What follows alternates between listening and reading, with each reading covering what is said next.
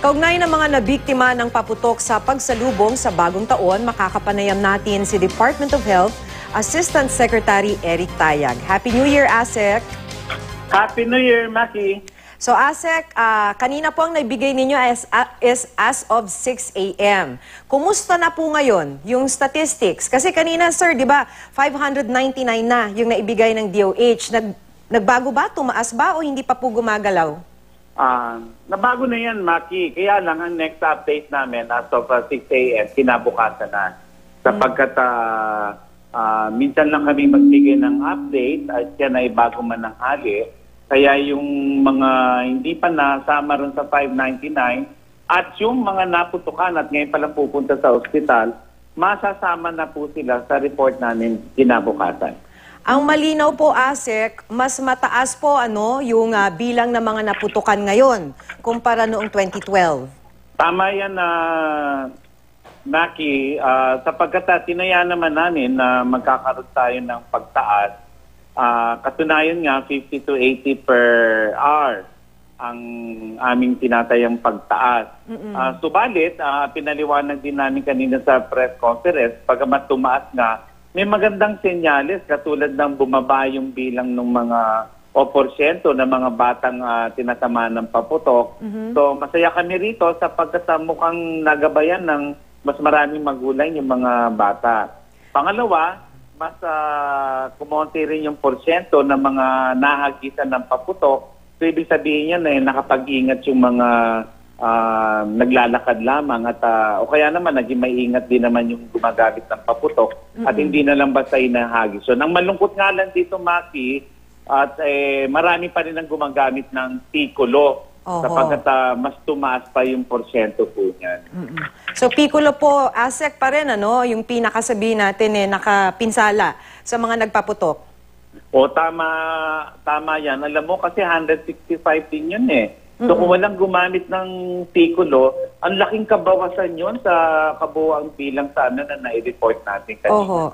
Parang 45% ASEC nung mga victims. Tama, biro mo kalahati nun na ni-report halos kalahati nung Piccolo. So kung naagapan natin yung paggamit ng Piccolo, yung pagbebenta nito o kaya kung paano nakapasok sa bansa, mas mababa sana yung bilang.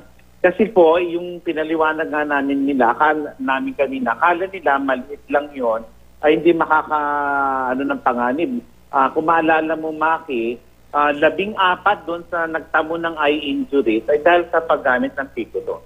So, ASEC, sa mga nakaraang taon, di ba, idinaan na po ng DOH sa sayawan. Kayo po mismo ay nagsasayaw. This year, ROAR, para lang dito sa Iwas Paputok campaign. Pero, bakit sa tingin nyo po hindi ito ume-epekto? Parang tumataas pa rin no?